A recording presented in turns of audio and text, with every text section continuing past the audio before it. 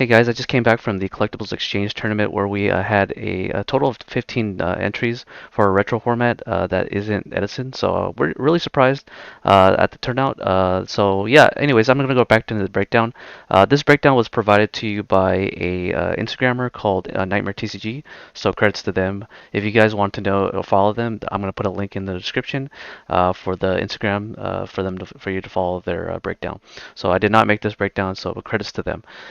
So we had a total of 15 players join this tournament, and just so you guys know, Toss is one of those formats where it was a year long, and there was 3 ban lists within the year. So a very frequent ban list release. It was I think it was every 3 months or every 4 months there was a ban list. So this was going to be the April 2019 ban list. Very different from the other ones.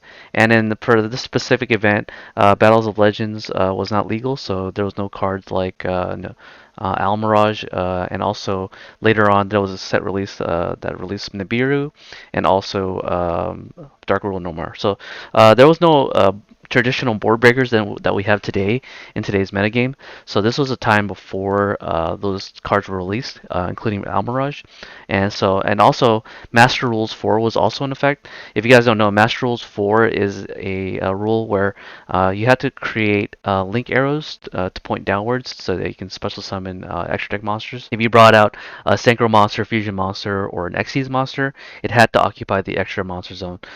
Just an FYI. So if you wanted to create a deck that can spam a bunch of Synchros, you would not be able to do so unless you had link monsters that point to the arrows down.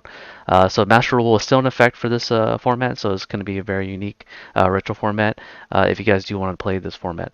Another notable card that's not in this format is IP Masquerena, as it did not come out as well. So you couldn't do the good Orcus plays where you can go IP effect and then use the orchestrated babble to use Harp Horror or Symbol or Skeleton from your graveyard, banishing it and special summoning an Orcus monster from your graveyard, and then being able to use IP Masquerena to resolve its effect and go into like Nightmare Unicorn or something like that. Those are some of the plays that were really popular, but in this format that we covered for the retro format, that was not a play because IP Masquerena was not legal. Okay, and another thing that I would do want to mention is that the ban list. I'll put the ban list on the description below as well, so you know exactly which part of toss this tournament was having. So some of the notable things about this ban list is that there was one Stratos. So Stratos recently came out the ban list. For a long time, at the period of time, people were saying or sending memes at the time where Stratos was not, coming off the ban list for some reason. A lot of people were just flustered by that, and then there's just saying "Free my homie Stratos." Finally, Konami listened and decided to put Stratos to 1. Kagari went down to 1 as well, so Strike Strikers did lose 2 of their Kagari, so they only have 1 now. Electromite was at 1 as well, so a lot of Pendulum players were pretty sad about that as well. So they were able to use 1 Electromite at least, but it wasn't banned at the time. And a funny thing enough, Armageddon Knight was banned. Was not banned, but it was limited to 1. So that was another card that was limited. And another funny thing is all the dangers we're all at 3, so three dangers of each dangers was legal, so you can spam out copies without worrying about me being Nibiru'd. Salaman Great had 3 gazelles and 3 circles, so it was very crazy at the time. And also another crazy thing is that those 3 called by from the grave. So yeah, hand traps were pretty much going to be targeted by this quick play spell card, and being able to interrupt your opponent on even on your own turn is really strong. And then also Miscellaneous Source was at 3 and 3 red reboot. This was a pretty crazy ban list, I would say in my opinion. I didn't play this for a particular format because I was taking a break from Yu-Gi-Oh at the time, so I did not play this format. Hand traps at the time, the people were playing Ash Blossom in the main deck. In the side deck, people were playing things like Artifact Lancia because there was a lot of call by running around. So Artifact Lancia would be able to banish or would prevent the call by from resolving and banishing an Ash Blossom and then negating it. Lancia was also really good against Thunder Dragon as well. Thunder Dragon was one of those decks that loved to banish a lot, so being able to banish a lot from the graveyard to special summon Callous Serpent and Waver Bursher was huge for the Thunder Dragon decks, so people were side decking Lancias in 3s. Another good card that was played in the side deck was Phantasme. the Phantasmal Dragon. I don't know how to say it. At the time, it was a very expensive card to get copies of, but now in today's metagame, it's been reprinted as a Gold Series card, and it has an alt art card as well. So the card was a lot cheaper. But back in the day, I believe it was like $80 to $100 per copy. I remember specifically because my brother told me, and he did play the format. Another popular hand trap that was cited was No Material. No Material was one of those cards that prevented cards from being used as a synchro material or a link material even. So it was one of the more popular hand traps in the side deck to prevent cards from linking, as it is.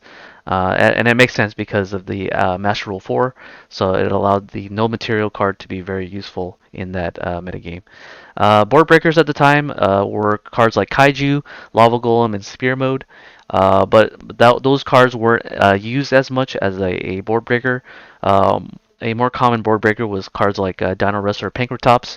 At the time, it was at 3, so you could use the quick effect of Pankratops to be able to attack over a card first because of its base stat of 2600, and you can attack over a monster, and then in the same battle phase, you can tribute it and destroy something, any card on the field, including a Floodgate card. So Stun was really poor into this metagame because Stun would just lose out to Pankratops pretty frequently. Evenly Match was another side deck card that people use to simplify the game state, but I don't think it was used extensively, but it was very commonly side decked. Another trend that I noticed about this format is that people were playing above 40 cards in their main deck. So the winner of this event, a collectible exchange, actually had 50 cards in his main deck. So I find it pretty peculiar that in TOS format, early TOS format, in April 2014 or 2019, people were playing more than 40 cards. So that was always kind of interesting to me to see.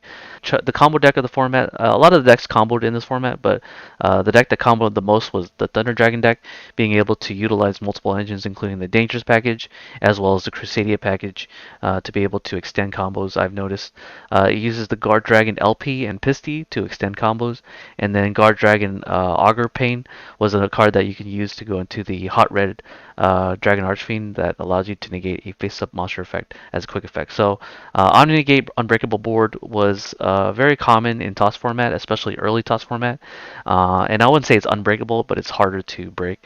So you have to rely on cards like hand traps to pretty much prevent your opponent from going off, and you had call by as the turn player to prevent hand traps from going off. So yeah, Orcus was running around pretty frequently, but having only one Armageddon Knight kind of and one reinforcements to the army pretty much put the decks behind a lot. So they opted to use cards like Mathematician to dump Harp Warrior to the graveyard to enable the Orcus combo and being able to end on. They couldn't end on IP Masquerena, so they had to end on Gumblar, not Gumblar, Topological Bomber Dragon, where if any monster was special summoned to a zone that Topological Dragon point to, it would Darkhold the whole board, I believe. I think it's Darkhold the whole board, excluding itself. So using the Orchestrated Babel to be able to use Symbol or Skeleton to special summon either from your hand or from the graveyard, an Orca or a Orcus monster to a zone that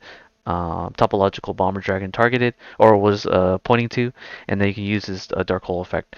So I learned all this as the tournament was going on, so it helped me pretty much reinforce how the deck or how the gameplay is like. So yeah, so we're going to finally go into the breakdown. We had 4 Solomon Grade deck out of 15, so that's about a third of the field of the metagame. So Salad was pretty much rumored or predicted to be the best deck in the room because in the Nationals tournament there was several Solomon Great decks that win.